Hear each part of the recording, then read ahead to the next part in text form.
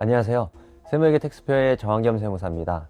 지난번 제조업 강의가 나간 뒤에 정말 많은 대표님들께서 연락을 주셨습니다. 그런데 그 중에서 가장 많이 하셨던 질문이 세무사님, 공장 없이 노트북 하나로 일하는 우리는 어떻게 세금을 줄이나요? 였습니다. 그래서 준비했습니다. 지난 시간이 대한민국 산업의 뼈대인 제조업을 다뤘다면 오늘은 산업의 두뇌와 혈관 역할을 하는 비제조업 대표님들을 위한 시간입니다. 오늘 영상은 도소매 유통업부터 정보통신, 미디어 콘텐츠 창작, 그리고 요즘 뜨는 플랫폼 사업자분들까지 눈에 보이는 거대한 기계장치나 공장은 없지만 사람과 지식, 그리고 네트워크가 곧 자산인 대표님들을 위해 맞춤형 절세 전략을 정리해 드리겠습니다.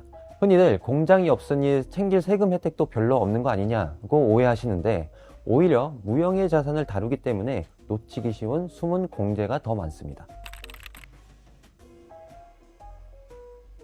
제조업이 눈에 보이는 제품을 만드는 것이라면 비제조업은 특히 소프트웨어 개발, 경영 컨설팅, 광고 대행 같은 업종은 눈에 보이지 않는 용역을 만드는 사업입니다. 가장 큰 특징은 비용 구조인데요. 공장은 원재료비나 기계 감가상각비가 크지만 지식 서비스업은 사람이 전부입니다. 그래서 전체 비용의 대부분이 직원 급여나 퇴직금 같은 인건비이거나 프로젝트를 수행하기 위해 다른 협력사들에게 주는 외주 용역비로 구성이 됩니다. 그리고 또 하나의 특징은 이익률의 변동폭이 엄청나게 크다는 점인데요. 제조업은 어느 정도 마진율이 정해져 있지만 서비스업은 회사의 자체 능력, 즉 맨파워에 따라 이익률이 천차만별입니다. 예를 들어 대표님이 직접 개발 능력이 있어서 프로그램을 혼자 뚝딱 만들어서 납품하면 그 매출의 90% 이상이 이익이 될 수도 있습니다. 반대로 내부에 기술이 없어서 개발자를 뽑고 외주 업체도 쓰고 하면 매출이 커도 남는 게 거의 없을 수도 있죠. 맞습니다. 바로 그 점이 비제조업 대표님들이 가장 경각심을 가져야 할 세무 리스크입니다. 물건은 시장의 가격이 정해져 있지만 용역의 대가는 측정하기 나름인 경우가 많습니다. 예를 들어 경영 컨설팅 1회가 100만 원인지 1000만 원인지 그 가치를 객관적으로 증명하기 참 어렵거든요. 그래서 안타깝게도 이 점을 악용해서 탈세 유혹에 빠지는 경우가 빈번합니다. 실제로 용역을 제공받지도 않았는데도 아는 업체끼리 가짜 세금 계산서를 주고받아서 비용을 부풀리거나 인건비를 과다하게 책정해서 법인세를 줄이려는 시도들이죠. 하지만 국세청도 이 구조를 너무나도 잘 알고 있습니다. 그래서 비제조업, 특히 지식기반 서비스 업종은 실제 용역이 제공되었는지 그 가격이 적정한지를 입증하는 것이 세무조사의 주 쟁점 사항이 됩니다. 사실 세법에서는 이 물건을 사면 경비다 라고 딱 정해진 리스트는 없습니다. 대신 사업과 관련하여 발생한 비용이라면 모두 경비로 인정한다는 포괄적인 규정이 있을 뿐인데요. 즉 사업의 연관성을 대표님이 입증만 할 수 있다면 무엇이든지 경비 처리가 가능합니다. 지출 성격에 맞는 내부 규정과 증빙 서류를 갖추는 것이 핵심인데요. 해외 출장이 있다면 단순히 비행기표만 끊는 것이 아니라 회사 내부 임직원 출장비 지급 규정을 만들어 두고 출장 목적이 적힌 출장 결의서와 현지 영수증을 챙겨두면 됩니다. 또 거래처 선물용으로 상품권을 샀다면 누구한테 줬는지 기록한 상품권 지급 대장을 작성해 두어야 접대비 등으로 인정받을 수 있습니다. 이외에 직원들과의 식사나 회식 비용은 복리후생비로 당연히 인정이 됩니다. 경비 처리를 잘하면 두 가지 세금을 아낄 수 있습니다. 첫 번째는 비용만큼 이익이 줄어드니 법인세가 줄어드는 거고요. 두 번째는 부가세 환급이 된다는 점인데요. 지출한 금액 10%인 부가세를 돌려받거나 내야 할 세금에서 빼줍니다. 이 두 가지 모두 적용되면 가장 베스트입니다. 하지만 법인세 비용 처리는 되지만 부가세는 안 돌려주는 경우가 있어서 주의를 해야 합니다. 대표적으로 접대비와 승용차 관련 비용입니다. 거래처와 식사를 했다면 법인세 비용으로는 인정이 되지만 소비성 지출을 권장하지 않는다는 취지에서 부가세 공제는 불가능합니다. 반대로 직원들과 식사한 비용은 부가세 공제가 가능하고요. 따라서 결제할 때 이 지출이 접대인지 회식인지 명확하게 구분하는 것이 중요합니다. 법인카드 사용에는 일관된 규칙이 있어야 됩니다. 국세청 전산망에는 카드 사용 내역이 실시간으로 통보가 되는데요. 세무서에서는 빅데이터를 통해 업무 무관 혐의가 짙은 사용처를 자동으로 걸러냅니다. 웬만하면 다음의 경우에는 사용을 피하시는 게 좋은데요.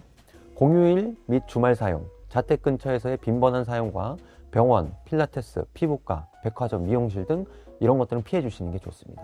물론 정말로 사업과 관련이 있고 이를 입증할 수 있다면 가능합니다. 하지만 세무서에서는 이런 업종의 지출을 사적인 비용이라는 프레임을 씌우고 보기 때문에 불필요한 오해나 소명 요구를 피하려면 가급적 사용하지 않는 것이 좋겠습니다. 당연코 인건비입니다. 제조업은 기계가 서 있으면 전기는 안 먹잖아요. 그런데 지식 서비스업은 프로젝트가 없어도 직원은 출근해야 하고 월급은 나가야 합니다. 매출이 10억이어도 인건비로 8억이 나가면 남는 게 없을 수도 있습니다. 그래서 대표님들이 직원을 더 뽑아야 회사가 크는데 인건비가 무서워서 못 뽑겠다, 혹은 세금도 세금이지만 당장 나가는 월급 부담을 줄일 방법은 없냐 등의 질문을 가장 많이 하십니다. 네, 이 계산을 정확히 안 해보시고 덜컥 채용했다가 나중에 통장 잔고 보고 깜짝 놀라시는 대표님들이 정말 많습니다. 결론부터 말씀드리면 근로계약서에 적힌 연봉의 최소 20% 이상은 더 든다고 생각을 하셔야 됩니다. 직원을 정규직으로 채용하면 의무적으로 가입해야 하는 4대 보험이 있죠. 이 요율을 대략적으로 따져보면 국민연금 9%, 건강보험 8%, 고용산재보험 2% 정도 해서 총 급여의 20% 정도가 보험료로 나옵니다. 이걸 회사와 직원이 대략 반반씩 부담하니까 회사 입장에서는 연봉의 10% 정도가 4대 보험료로 추가로 지출됩니다. 여기서 끝이 아닙니다. 퇴직금이 있죠. 직원이 1년 일을 하면 한 달치 급여를 퇴직금으로 줘야 하니까 이것도 급여의 대략 10% 정도를 매달 적립해둬야 합니다. 여기에 식대나 명절 상여금 같은 복리후생비를 더하면 부담은 더 커지겠죠. 자, 한번 계산을 해볼까요? 월 급여 300만 원인 직원을 채용했다고 가정해 봅시다. 대표님 통장에서는 300만 원만 나가는 게 아닙니다. 4대 보험료 회사 부담분으로 약 30만 원, 급여의 10% 정도 되죠. 그리고 퇴직금 적립으로 약 30만 원, 이것도 급여의 10% 정도 됩니다. 이렇게 숨만 쉬고 나가는 고정비만 합쳐도 최소 360만 원이 대표님 주머니에서 빠져나가는 겁니다. 연봉으로 치면 3,600만 원짜리 직원이 실제로는 4,300만 원 이상의 비용이 되는 셈이죠. 크게 4대 보험 지원, 현금 지원, 세액공제 이 3단계로 나누어서 챙겨야 합니다. 첫째는 국민연금과 고용보험료 80%를 부담해주는 두루누리 사회보험료 지원이 있고, 둘째는 만 34세 이하의 직원 채용 시 1년간 720만 원의 인건비를 지원해주는 청년 일자리 도약장려금이 있습니다. 마지막으로 지난번 제조업 때도 강조했던 통합고용세액공제입니다. 하지만 이 통합고용세액공제는 개정을 통해 26년도부터 변경된 부분이 있습니다. 수도권 기준으로 청년 정규직 1명을 3년간 유지하면 4천만 원의 법인세를 깎아줍니다. 먼저 두루누리 사회보험료 지원은 소규모 사업장의 국민연금, 고용보험료를 80% 지원해주는 정책입니다. 주요 요건으로는 직원 수가 10명 미만인 사업장이어야 하고 월 평균 보수가 270만 원 미만인 신규 입사자이어야 합니다. 그리고 신규 입사자는 직전 1년간 국민, 고용보험 자격 취득 이력이 없어야 합니다. 회사 부담분, 본인 부담분 합쳐서 매월 최대 25만 원 정도 절감해 줍니다. 그 다음은 청년 일자리 도약장려금입니다. 이건 이름 그대로 청년을 채용했을 때 주는 강력한 현금 지원책인데요. 대상 기업은 근로자가 5인 이상인 기업인데, 이게 제조업과는 다른 점이 5인 미만 사업장이더라도 지식기반 서비스업, 문화 콘텐츠 업종, 청년 창업기업이라면 지원이 가능하다는 점입니다. 주요 요건으로는 만 15세부터 34세의 4개월 이상 실업 상태에 있는 청년을 주 30시간 이상으로 채용하고 6개월 이상 고용 유지 시 360만 원, 그 이후부터 남은 6개월간 매달 60만 원씩 총 720만 원을 지원해 줍니다. 기존의 통합고용세액공제는 근로계약 기간이 1년 이상이면 상시 근로자로 보고 그 근로자 수가 직전 연도 대비 증가하면 증가한 인원에 대해서 3년간 일정 금액을 세액공제해 줬습니다. 예컨대 수도권 기업의 만 34세 이하 청년인 경우 1,450만 원을 3번 공제해서 최대 4,350만 원을 공제받았습니다. 그런데 이게 문제점이 혜택을 받고 3년 이내에 인원수를 유지하지 못하면 기존에 감면받았던 세액이 추징된다는 문제점이 있었는데요. 사업이란 게 당장 다음 날도 예측하기 어려운데 공제받은 세액을 추징받지 않기 위해 억지로 근로자를 유지하는 것이 참 쉽지 않습니다. 하지만 이번 개정안에는 공제액을 점증 구조로 개편하고 세액공제 추진 규정을 폐지하였습니다. 따라서 수도권 기준 1년차 700만원, 2년차 1600만원, 3년차 1700만원으로 총 4000만원을 공제받을 수 있도록 하였습니다. 무려 비수도권은 4900만원까지 공제를 받을 수 있어요. 전체적인 세액공제액은 조금 변동이 있었지만 추진 규정이 없다는 점을 볼 땐 이번 개정안이 많은 대표님들에게 훨씬 유리하다고 볼 수 있습니다. 네, 맞습니다. 이전 영상에서도 설명드린 것처럼 나이, 업종, 지역 이 세 가지 요건만 갖춘다면 법인세를 최대 100% 5년간 감면이 가능했습니다. 하지만 이번 26년도부터는 그 혜택이 축소될 예정인데요. 이제 감면 지역을 비감일 지역에서 수도권과 수도권 밖 지역으로 나누는데요. 여기서 수도권이란 서울, 경기, 인천 전 지역을 의미합니다. 청년이 비감일 지역이지만 수도권 내에서 창업했다면 100%였던 것이 75%로 감면율이 낮아지고요. 청년이 아닌 사람은 50%에서 25%로 축소됩니다. 또한 감면 한도를 5억으로 하고 있습니다. 예컨대 군산 지역에서 청년이 감면을 적용받고자 한다면 비감일 지역이면서 수도권 밖이니 100% 감면이 가능하겠습니다.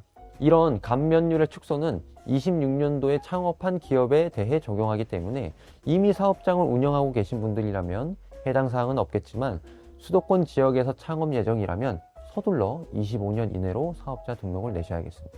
이러한 감면율 축소에 대응하기 위해서 가장 좋은 방법은 창업 후 3년 이내 벤처기업 인증을 받는 것입니다. 그럼 25%로 감면율을 적용받거나 기존의 과밀 지역에서 창업을 했지만 나이 때문에 청년에 해당하지 않으신 분들도 5년간 50% 감면 적용이 가능해집니다. 보통 혁신 성장 유형으로 많이 도전하시고 실제로 많은 분들이 벤처 인증을 받아서 창업 감면 혜택을 받고 계시니 적극적으로 활용해 보시는 거 추천드립니다. 절대 추천하지 않습니다. 최근 국세청에서 가장 강력하게 단속하고 있는 부분인데요. 작년 말부터 수도권 외곽의 공유 오피스, 특히 한편 난짓한 공간에 수백 개의 사업자가 등록된 일명 주소 세탁 사례들이 대거 적발되었습니다. 국세청은 이를 실질적인 사업장이 없다고 판단해서 창업 감면을 전부 부인하고 감면받은 세금에 가산세까지 붙여 추징하고 있습니다. 생각보다 훨씬 정교하게 추적을 합니다. 단순히 주소지만 보는 것이 아니라 다음과 같은 데이터로 검증을 하는데요.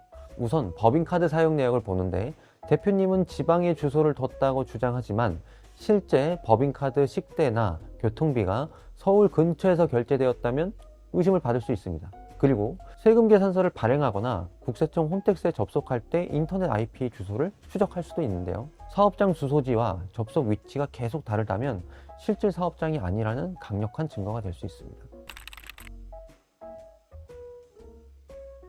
가급적 상주형 오피스를 이용하셔야 합니다. 주소만 빌려주는 비상주 서비스는 위험할 수 있어요.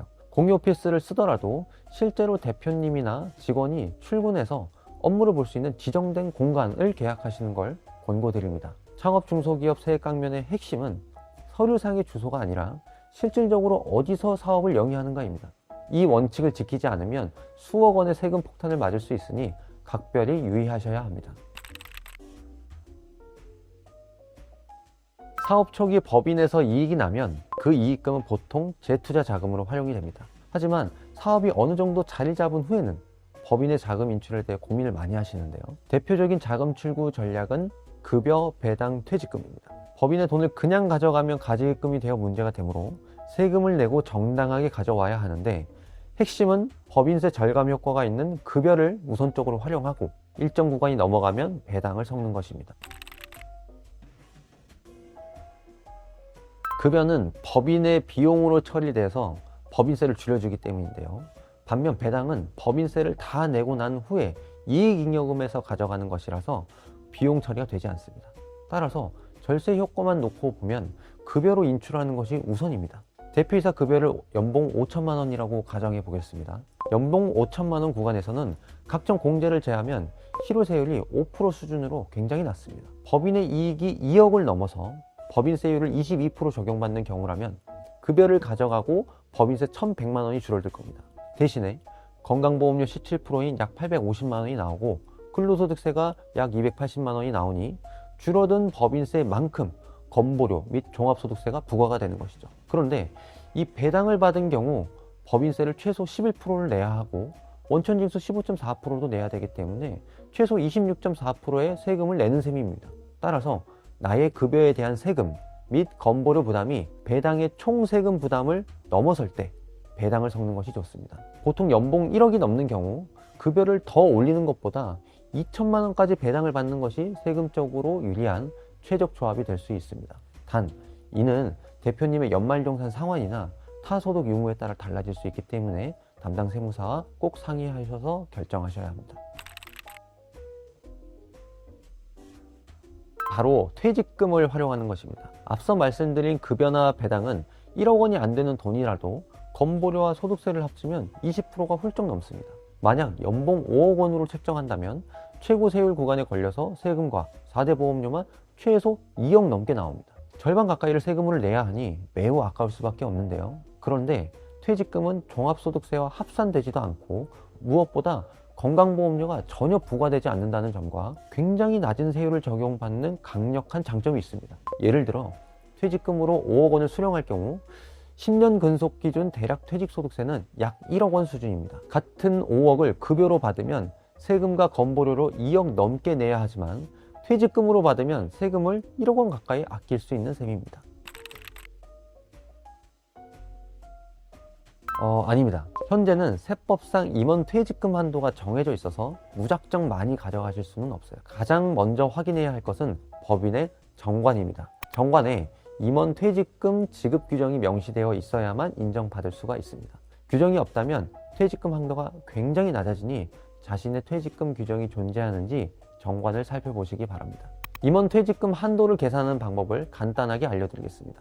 여기서 근속연수를 곱하는 부분까지는 일반 직원의 퇴직금 계산 방식과 비슷하지만 임원은 회사 기여도가 높다고 인정을 해주기 때문에 마지막에 2배수라는 상수를 곱해줍니다. 즉 퇴직금을 많이 받으려면 기본적으로 근속연수가 받쳐주고 퇴사하기 전 3년 동안의 급여를 높게 설정해야 합니다. 참고로 19년도까지는 3배수까지 인정이 되었으나 세법 개정으로 2배수로 낮춰졌습니다. 따라서 대표님의 입사 시점이나 규정 변경 시점에 따라 적용되는 배수가 구간별로 달라질 수 있으니 정확한 금액은 반드시 담당 세무사와 상의해 보시길 바랍니다. 네, 대표님이 개인적으로 보유하신 특허권이나 상표권을 활용하는 방법입니다. 대표님 명의의 산업재산권을 감정평가를 통해 시가로 평가를 받은 뒤 이를 법인에 양도하는 방식입니다. 이렇게 하면 법인은 해당 권리를 취득하면서 그만큼 비용 처리가 가능하고 대표님은 양도대금을 수령해서 자금을 개인화할 수 있습니다. 일반적인 급여나 배당에 비해 세금 부담이 확연히 낮기 때문인데요. 산업재산권의 양도소득은 기타 소득으로 분류가 되는데 전체 금액의 세금을 매기는 것이 아니라 최대 60%를 필요경비로 인정해 줍니다. 즉 전체 금액의 40%에 대해서만 과세하는 구조라는 거죠. 예를 들어 1억 원을 급여로 받으려면 4대 보험과 소득세로 큰 비용이 나가지만 특허권 양도대금으로 1억 원을 받는다면 4천만 원만 소득으로 잡힙니다. 이 경우 실질적인 세금은 약 4,500만 원 정도만 부담하면 되는 거니까 절세 효과가 매우 뛰어납니다. 아닙니다. 무분별한 양도는 세무조사의 타겟이 될 수 있어 각별한 주의가 필요한데요. 국세청에서 인정받기 위해서는 다음 3가지 요건을 반드시 갖춰야 합니다. 첫 번째로 사업 관련성이 있어야 합니다. 해당 특허나 상표가 법인의 실제 사업 내용과 밀접한 관련이 있어야 한다는 거죠. 두 번째는 개발 과정을 입증해야 합니다. 단순히 특허의 이름만 올리는 것이 아니라 대표님 개인이 실제로 연구하고 개발했다는 연구 노트, 아이디어 구상 자료 등 객관적인 증빙이 있어야 합니다. 마지막으로 가장 중요한 부분인데 출원 및 등록 과정에서 발생한 변리사 비용, 관람료 등을 대표님 개인 자금으로 지출했어야 합니다. 만약 회사가 비용을 대고 개발한 기술을 대표 개인 명의로 등록했다가 다시 법인에 파는 형태라면 세무서에서는 이를 법인의 자산으로 보고 거래 자체를 부인해버리거나 가지급금, 횡령 등으로 처리할 수 있으니 반드시 사전에 세무사와 검토해야 합니다. 우선 주식 가치에 대한 중요성을 다시 한번 짚고 넘어가야 할 것 같습니다. 주식 가치는 사람으로 치면 몸무게와 같습니다. 몸무게가 많이 나가면 움직임이 둔해지듯 주식 가치가 너무 높으면 지분 이동할 때 세금 폭탄을 맞게 됩니다. 만약 대표님 유고시 주식 가치가 높다면 감당하기 힘든 상속세가 발생하고 자녀에게 지분을 넘겨주려고 해도 거액의 증여세가 나옵니다. 그래서 많은 대표님들이 일부러 비용을 늘려서 이익을 줄이고 주식 가치를 가볍게 만들려고 노력하는 것입니다. 비상장 주식은 시장에서 거래되는 가격이 없기 때문에 세법에서 정한 복잡한 보충적 평가 방법을 따릅니다. 쉽게 자동차를 사는 과정에 비유를 해보겠습니다. 우리가 차를 살 때 외관도 보고 성능도 보죠. 법인도 마찬가지로 외관을 현재 회사가 가진 재산이 얼마인지를 보고 성능을 회사가 돈을 얼마나 잘 버는지를 봅니다. 세법에서는 보통 성능과 외관을 3대2의 비율로 섞어서 평가합니다. 단, 돈을 버는 능력을 평가할 때는 최근 3년째 성적을 보는데 가장 최근 연도부터 3대2대1의 가중치를 두어서 최근 성적을 더 중요하게 반영을 합니다. 네, 간단한 약식 계산법으로 설명해 드리겠습니다. 일단 외관을 봅시다. 통장에 5억이 있고 갚아야 할 빚이 3억이라면 순수 내 자본은 2억 원 정도 되죠. 그 다음 성능을 볼 건데요. 연평균 가중평균 이익이 1억 원이라면 여기에 10배를 곱해 수익 가치는 10억 원으로 봅니다. 최종 평가는 10억에 60%를 곱하고 2억에 40% 곱한 것을 더하면 6억 8천만 원 정도 나올 수 있겠습니다. 즉 법인 자본이 2억 정도 있고 3년간 매년 1억씩 남겼다면 최소 기업 가치는 6억 8천만 원이고 이 금액이 추후 상속재산으로 잡히고 자녀에게 증여한다면 최소 1억 원 이상의 증여세를 만들어냅니다.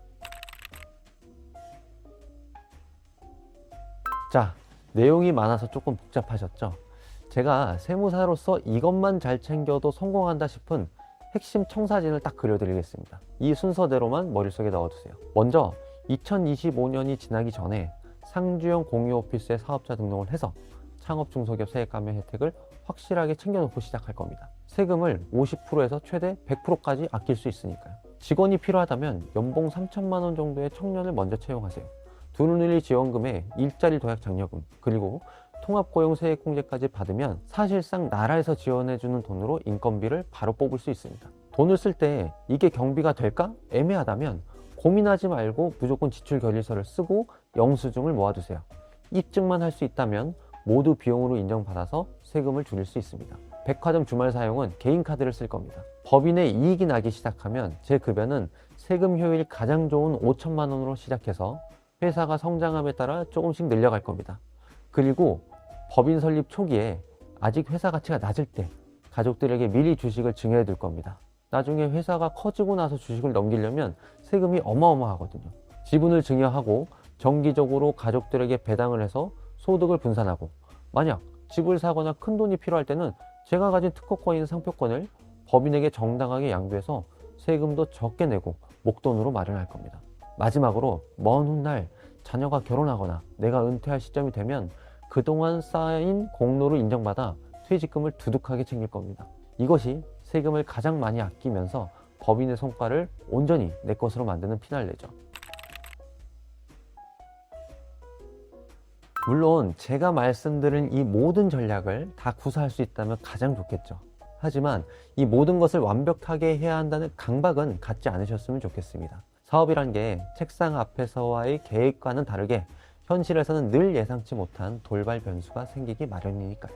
오늘 제가 말씀드린 내용은 이런 길이 있구나 하는 지도로 가지고 계셨다가 대표님의 현재 상황에서 지금 이거 하나는 써먹을 수 있겠다 싶은 게 있다면 그것만이라도 놓치지 말고 꼭 챙겨가셨으면 합니다. 그것만으로도 오늘 이 시간은 충분히 가치 있었을 겁니다. 대표님의 성공적인 사업과 밝은 앞날을 진심으로 응원하고 기대하겠습니다. 감사합니다.